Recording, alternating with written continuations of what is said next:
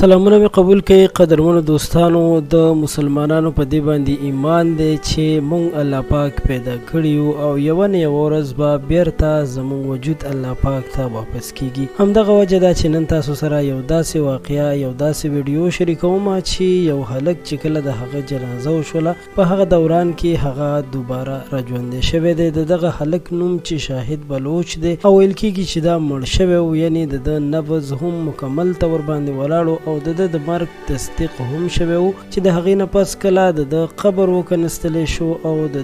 جنازې مونځ هم شو، یعنی د جنازې د وخت ټاکلو نه وړاندې اعلانونه هم شوي و، خلک هم راغلي و. خو چې کله د غسل ورکړی شو او د غسل نه پس دته کفن واغوستلی شو او په قبرستان کې د جنازه هم وشوله چې د قبر تیار شوی و، خو لږ ساعت تیر شوی نه و چې کله دا قبر ته ورګوزولو په دغه دوران کې دغه هلک سترګې خلاص شوي او د هغې نه پس دا هلک چې کله په خپل ځای کې کېناستو او بیا راپاسېد ودرېدو، نو په دغه دوران کې دغلته په جنازه کې موجود 1500 کسان چې ټول وتښتېدل، چې په دغه کې د رشته دار هم و، دوستان هم او د کور نږدې کسان یعنې مور پلار یې هم او د کور نږدې کسان یعنې پلار او ورونه یې هم چې هغوی ټول وتښتېدل. دغه هلک اوس په خپله انټرویو ورکړې ده او وایي چې کله ما سره دغه کار وشو، یعنې وایي چې زه راژوندی شوم نو د هغې نه پس زمانه ټول کسان وتښتېدل چې بیا